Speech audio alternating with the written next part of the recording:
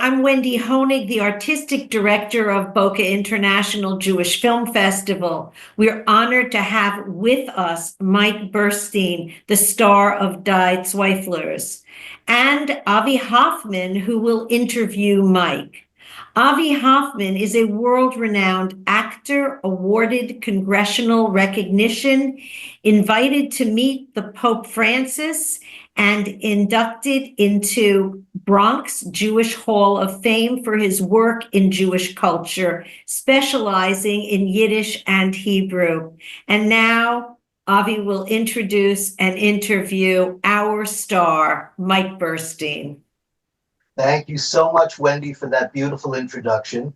Of course, my accomplishments pale in comparison to the great Mike Burstyn, who is not only a renowned American-Israeli actor, singer, and director with a rich legacy in the Yiddish theater. He was born in the Bronx, not far from where I was born, but as importantly, he is the son of the legendary Yiddish performers Pesach Burstyn and Lillian Lux. And alongside his twin sister Susan, he began performing at a very young age as part of the Four Burstyns, which was a family troupe that toured globally with Yiddish musicals, and that's where Mike started. He also happens to be my childhood idol, and he knows it, and I owe him my desire to be an actor, to him, his parents, and the great Broadway show, The Megillah of Itzik Manger, which I know by heart to this day.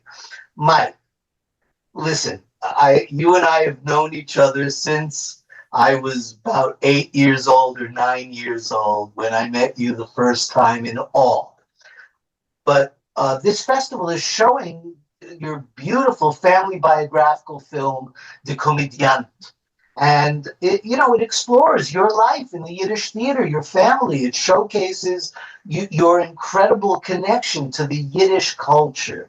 Growing up as part of the Four Burstyns, what are some of your earliest memories of performing alongside your parents and your twin sister?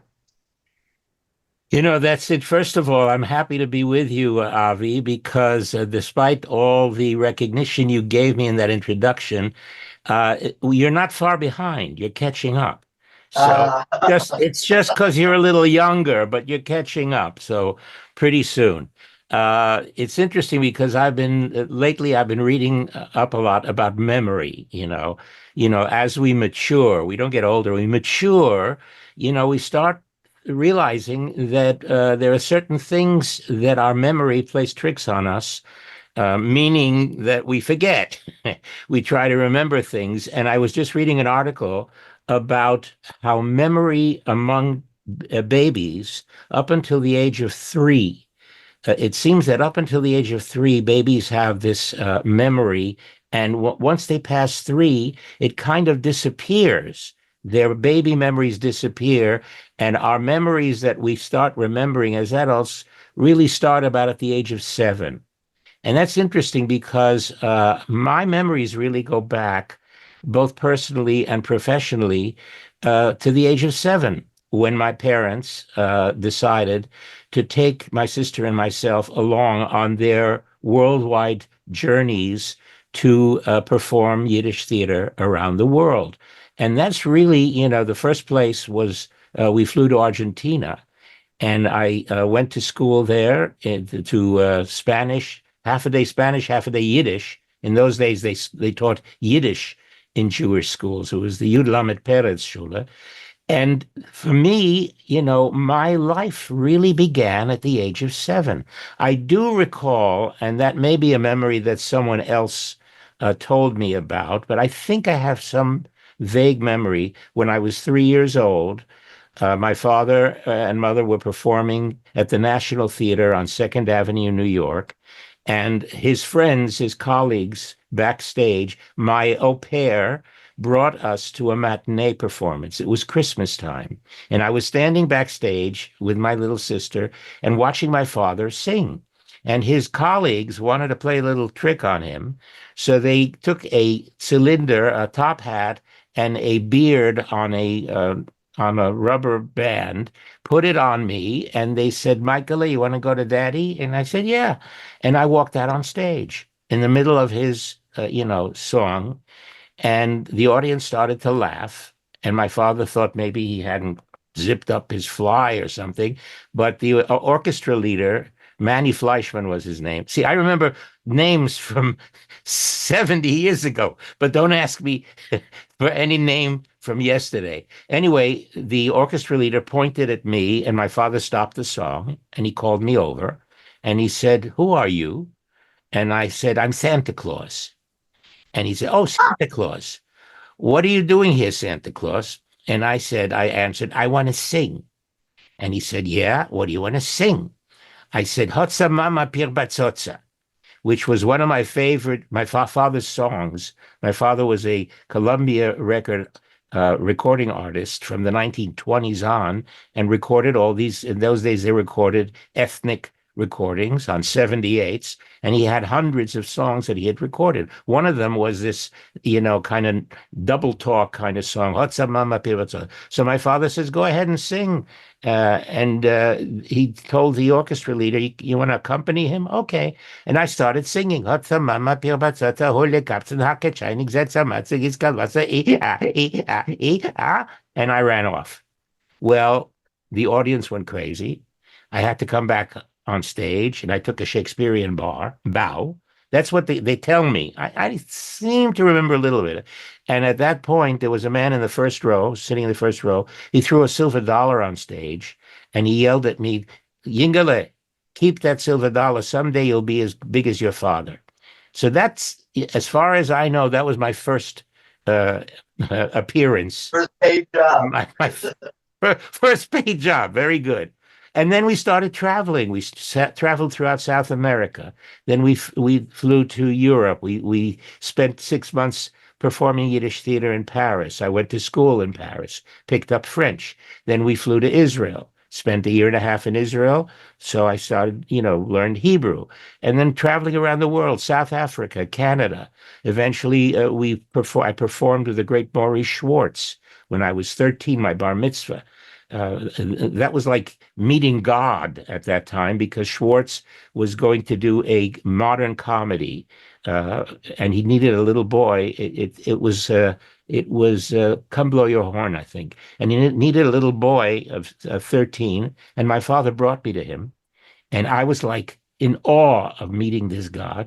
But little by little, I started working with him. We became very friendly, the family. I learned so much about what it is to be an actor from watching this great, great genius. Everything from projecting on stage to lighting to you name it. That was what I learned from Schwartz. And eventually, going on further, it got to a point where we were living in Israel. We performed in the Megillah, which was a revolution as far as Yiddish was concerned, Yiddish culture, Yiddish language, because up till that point we had done Yiddish musicals, but the official Israeli Israeli government attitude towards Yiddish was, to say the least, not very supportive. They were against anything that had to do with the diaspora. They wanted Hebrew to become the language, and the Megillah changed all that. We can go into a lot of details but about that actually brings me to two things. Number one, now you understand how I feel about you. Your story about Maurice Schwartz and meeting him is how I felt when I came to the Megillah, and I was, a very young boy, and I stood backstage at the stage door waiting for you to come out. But your traveling around the world is fascinating, because how did that shape your understanding of Jewish identity and culture? Because everywhere you went, it was different. Yiddish in Israel was looked down upon, but Yiddish in Argentina, that's where Joe Bullock did, Death of a Salesman with Luba Cadison in Buenos Aires. And of course, New York and everywhere else. Well, don't forget that in those years, I'm talking about starting in 1952 and going on for decades, we were fulfilling a need among the demographics of that time, the Jewish audiences around the world. It was so close to the Holocaust and so many survivors, and the majority of them, their Mamalushan, their mother tongue, was not Polish or Russian, it was Yiddish. And they were hungry uh, for culture and for some entertainment that they had lost during the Holocaust. And that's what my father and mother were known for before the war. And finally, we came back in the 50s and 60s and fulfilled that need of that audience. But little by little, that demographic started to disappear. And so that's the basis for our traveling around the world was communicating with that demographic of those people who wanted Yiddish and loved Yiddish, and Yiddish was their mother tongue. Little by little, and don't forget, I was a young kid. I was very fortunate that I was young enough to realize what we were doing here, the service that we were giving to these people, to these audiences. But I was not, too old to lose that. In other words, I was kind of like the last link in that chain, the golden agate between the past and the future, because I knew them personally. All these actors that were like my aunts and uncles that I lived with as a child, if it was Molly Pecan or Maury Schwartz or Menashe Skolnick or Buloff or Jacob Apropos, Rechtszahl. Rechtszeit, Moshe Oisher, I mean, the greats, okay? They were like aunts and uncles. Aaron Lebedev, for me, was my idol. And so as a child, I got to know them, but I was young enough to be able to then transfer that experience to the next generation, not just having read I experienced it, and that gave me um, a little more of a ability to carry it on, to carry it forward and keep it going. And so after the Megillah, what happened was I had to branch out because after the Megillah, I was hired to star in the first Israeli musical CinemaScope Technicolor film called Shnei Kunilemu, based on Very Goldfather's The Two few levels. Kunilemos. And that changed me basically almost overnight from a Yiddish actor in Israel to a national figure, a national celebrity. And I had to branch out. And unfortunately, you'll see in the documentary was done about 28 years ago by two wonderful young Israeli director and producer who knew nothing about the Yiddish theater or about my family, but they wanted to do a documentary about me. And so they started researching, and little by little, they even went and studied Yiddish and came out after 4 years with a award-winning documentary. It won the Israeli Oscar. It won many, many awards around the world. And I'm so glad it'll be shown in Boca because it tells the story not only of my father and mother, how they started in their careers, and eventually my sister and myself, but it also tells the story of the Yiddish theater, the past, the present, and what the future may look like. It's a Well, wonderful we'll documentary. get to the future in a minute because the Zweiflers is kind of where the future of Yiddish, there are so many things, but I want to talk about that in a minute. You mentioned Shnei Kunilem. Listen, to this day, that may be one of the most important classic films of the Israeli culture in film. Yeah. To this day, you are considered one of the greatest actors of Israel. But you were talking about how the Yiddish theater was diminishing. The audiences were starting to diminish. And so, needless to say, with all the love that you have for Yiddish, you started to pursue, but then Holland in Dutch, there's a Gurusity mit Yidden mit Yiddish. So tell us a little bit about that, because I think that kind of also leads us in to the modern world of how the Zweiflers is bringing Yiddish life back into the mainstream. Yeah, it's a it's like a chain that, as I said, from the past into the present and hopefully into the future. What happened was that I was working back in the late 70s in Israel and performing in nightclubs for the tourists that used to come to Israel and doing shows, entertaining and giving them an idea of what Israeli entertainment is like, songs, stories, etc.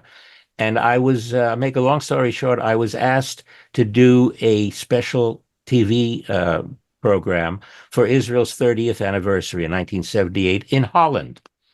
And I did it. And as a result, they offered me my own TV show.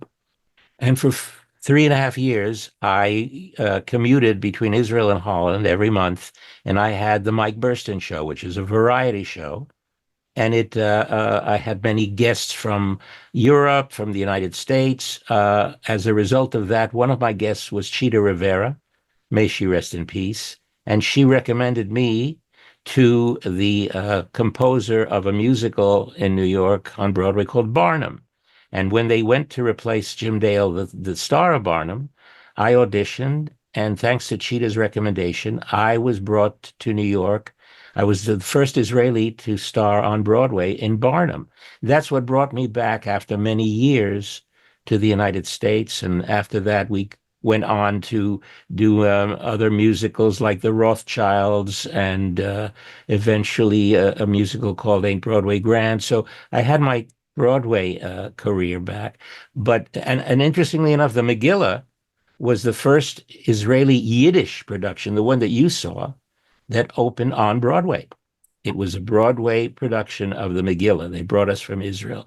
So after all of this was happening, I was more based in the United States.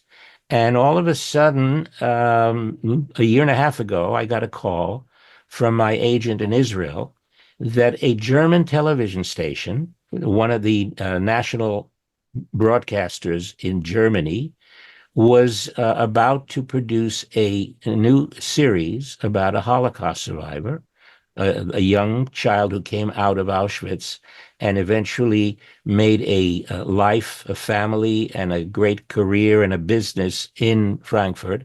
And they were looking for an actor to portray the head of this family.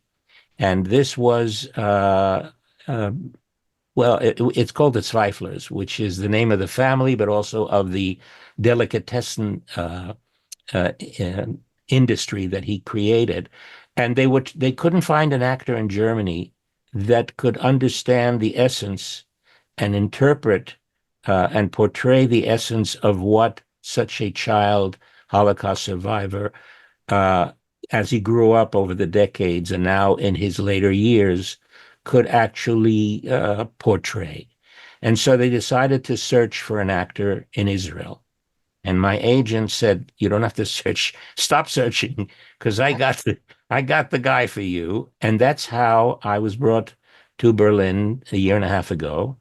And when I read the script, I said, "This is something that will change the attitude, I believe, especially in today's world where anti-Semitism, the virus, is coming back all over the world, that a German TV company and station had the courage to produce a series about a Holocaust survivor and his modern family.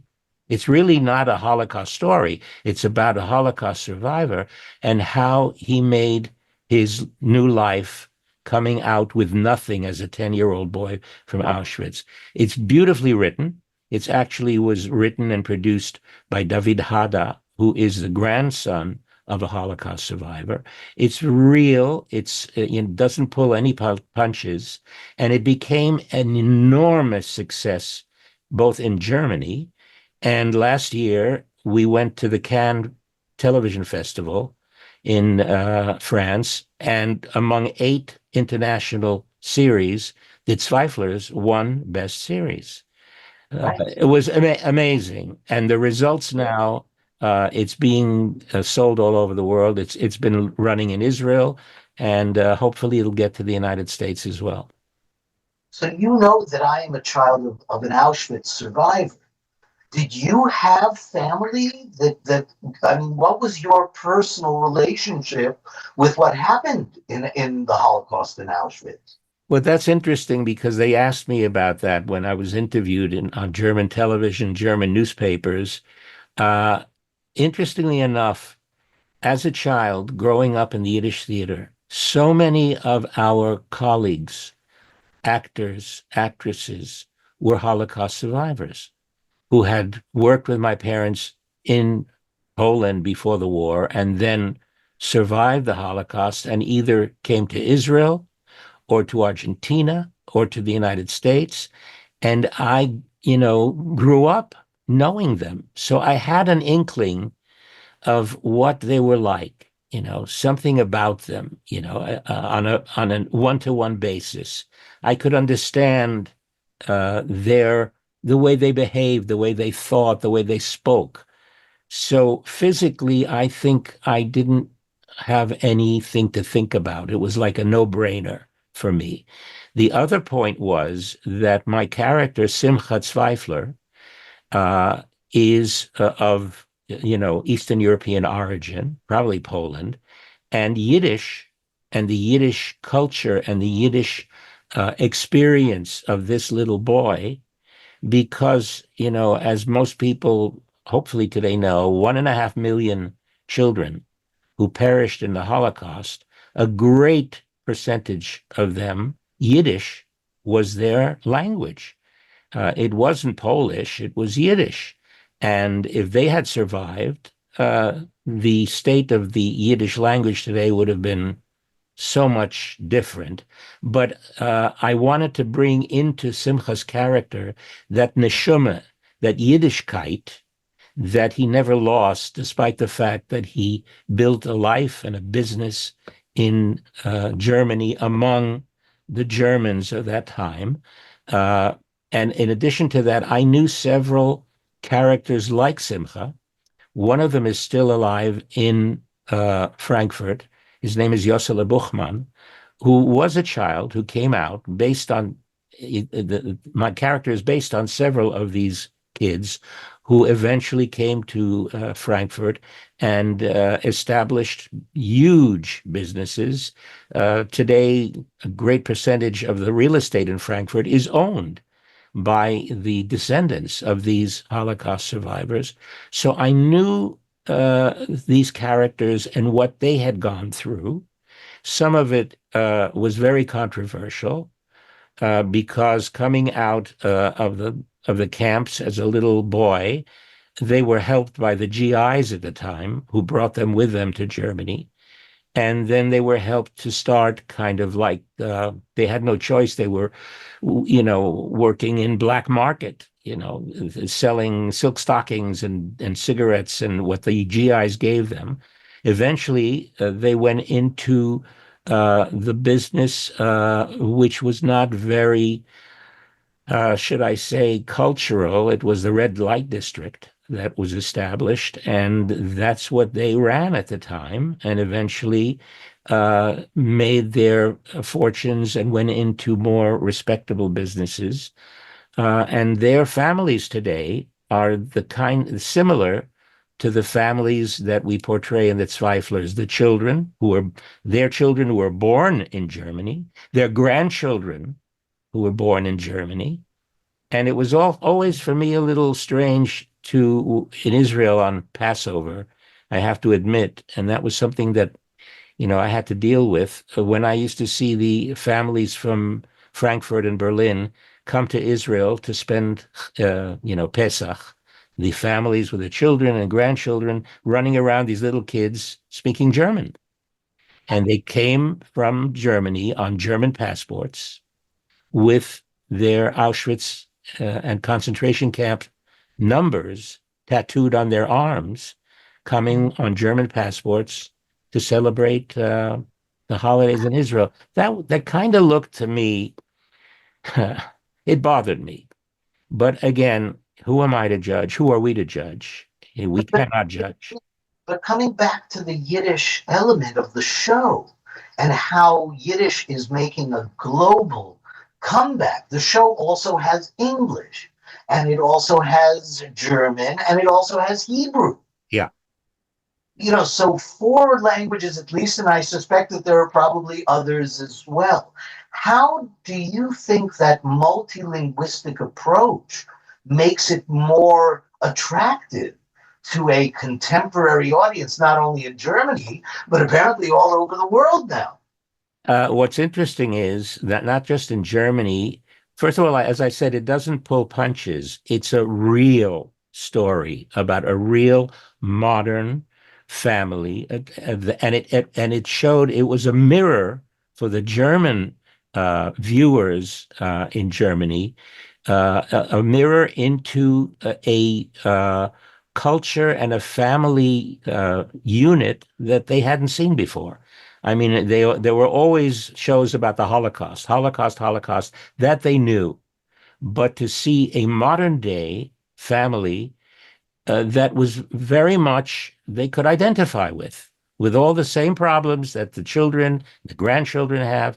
And by the way, one of the storylines is that Simcha, towards the end, wants to retire. And he wants to give his great industry to his children and grandchildren, and they're not interested.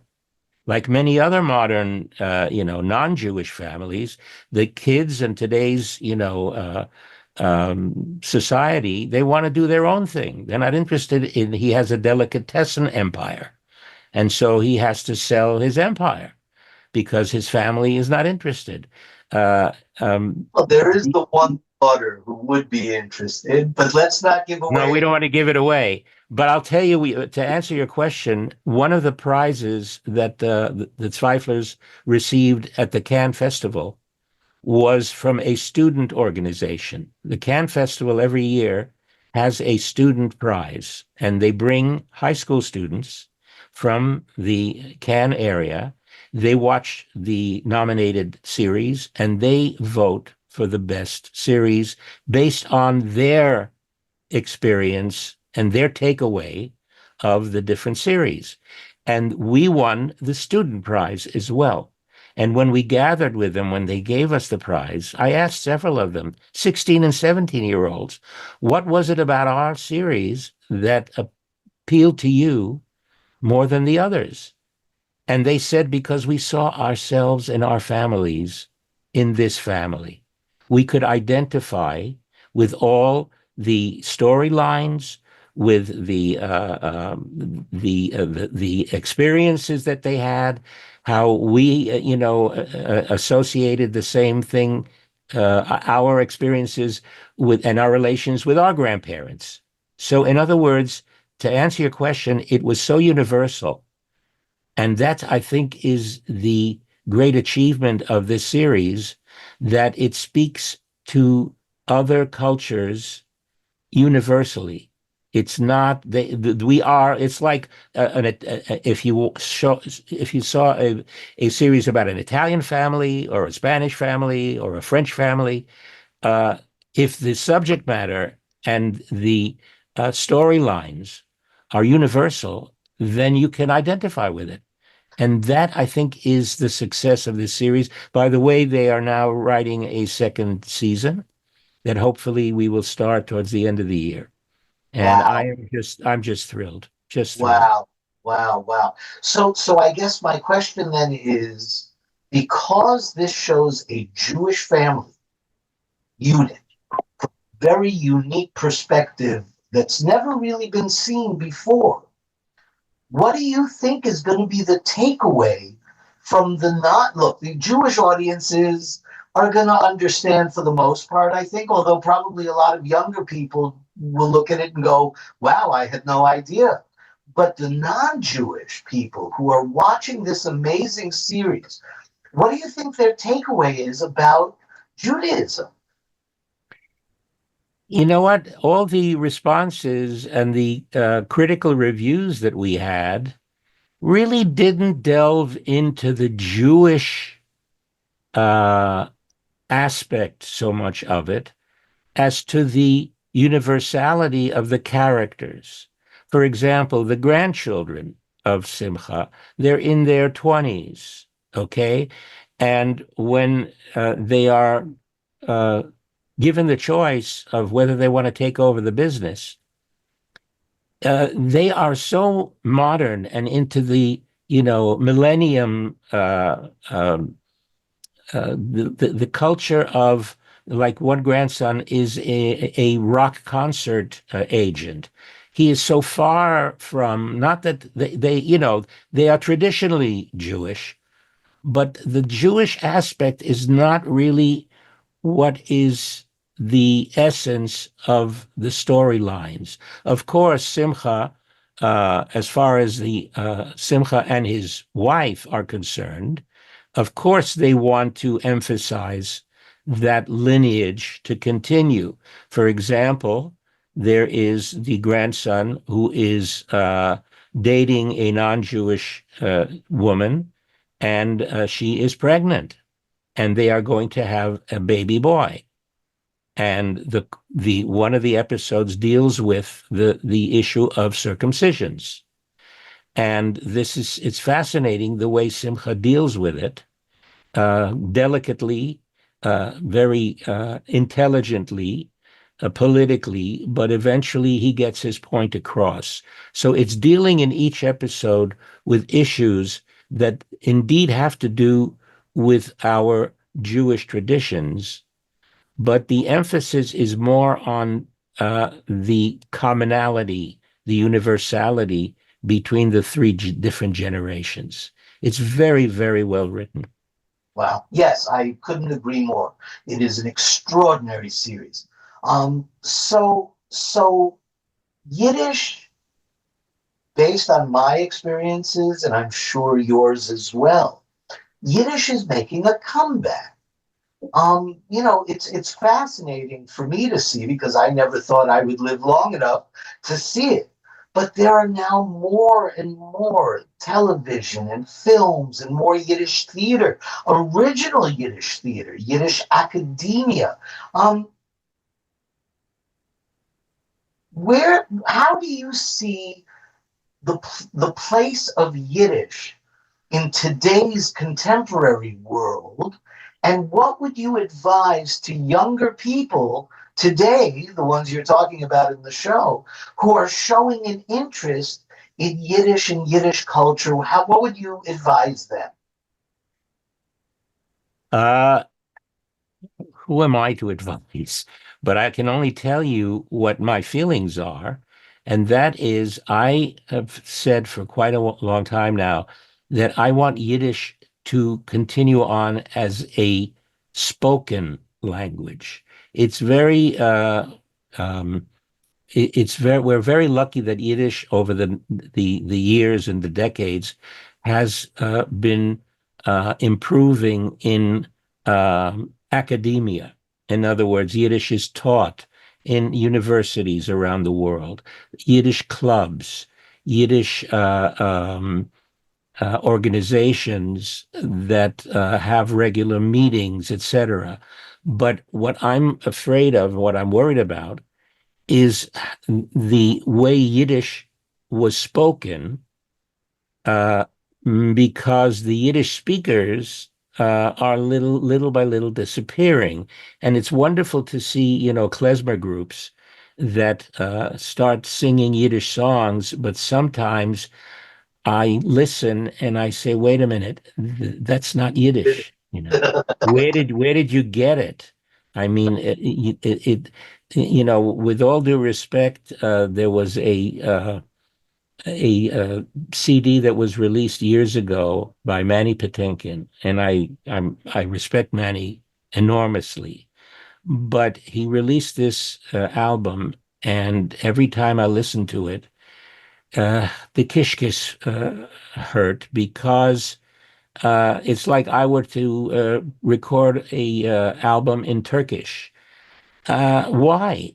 I'm not a descendant from that culture or that language. And, just there are people who are picking Yiddish up and have no responsibility to get it right, especially for people to hear what Yiddish sounded like, the proper spoken Yiddish. It's great to learn Yiddish, in a classroom. But the question is, who is then pronouncing it for you? And is that correct? I want to make sure that, 10 years or 50 years from now, people will listen. So my suggestion is more, listen to the old recordings, find the old Yiddish movies and watch them, because then you'll get the real people, the For original. 1,000 years, Yiddish never had a home. And 23 years ago, Sweden decided it was going to be the national home for Yiddish. So believe it or not, there are 20 to 30,000 Yidden, Inzere Yidden, that speak a beautiful Yiddish who ended up in Sweden. Then you have a lot of kids who are coming out of the Orthodox communities, and they speak a beautiful Yiddish. The Chabad kids, a lot of young people that are looking for secular activities, and they're finding Yiddish, and they speak Yiddish, and they're finding Yiddish theater. But I want to. I Avi, met just let me, sorry to interrupt you, but I would be so much happier if there were more of them.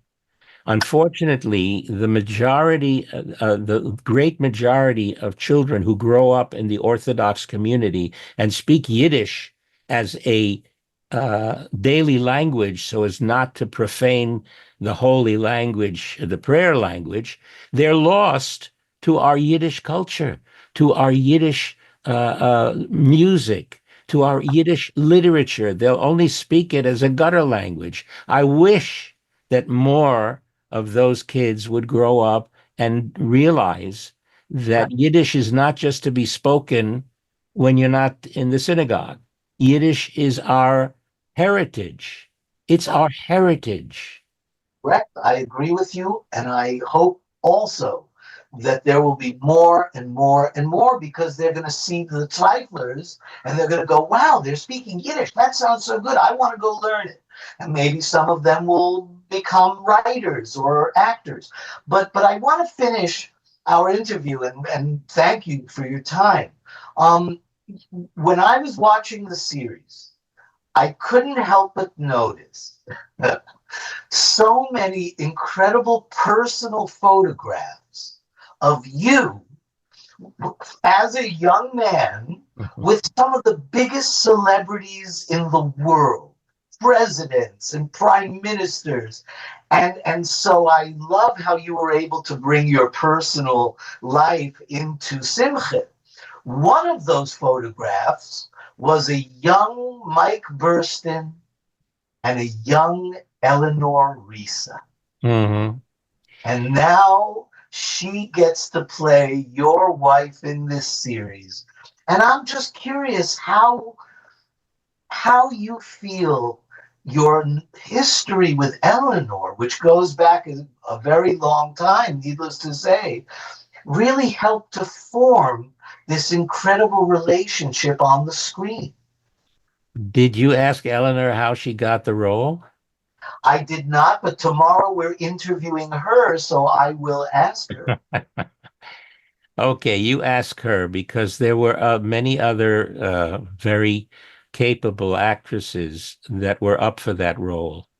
And when I read the script, I spoke to David Hada, who is the writer and producer, and I suggested one actress, and that actress was Eleanor.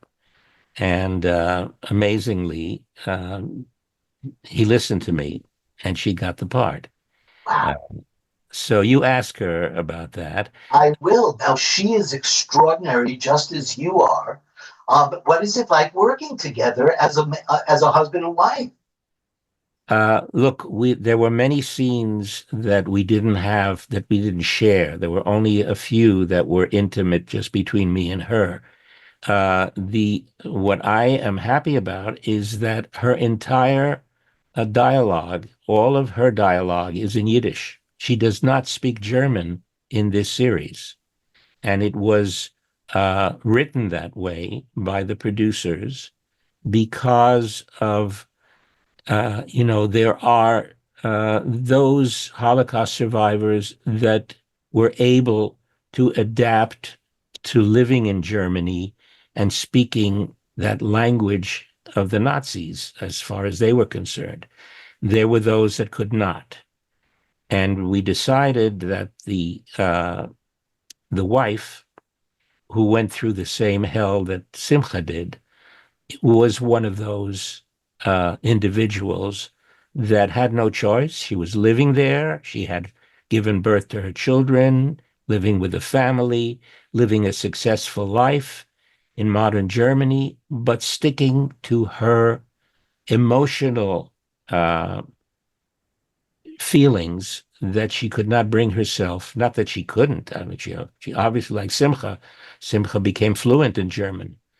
But and every once in a while, as a mamzer, when he wanted to, he used the Yiddish to his advantage. But being a businessman and a smart one, and dealing with German business people, he dealt as a German businessman in their language. As far as the wife, it was a conscious decision that she would only speak Yiddish. And everyone in the series understood that and respected that. So for Eleanor, it was so much easier than it was for me to memorize German dialect. I mean, I knew German before, but not that well. I had to work on it diligently every day. But for Eleanor, it was so much easier, and all she had to do was speak Yiddish, and that was so. It was after, I brought Ellen. This was the second time that I gave Eleanor a big opportunity. The first time was around 1984 when I brought her to Israel. I needed a young actress to join me in the Comediant, one of my father's musicals. And I had met her in New York, and I said, "Would you like to come to Israel?" And of course, she came. She was a young actress then, before she became a director and etc.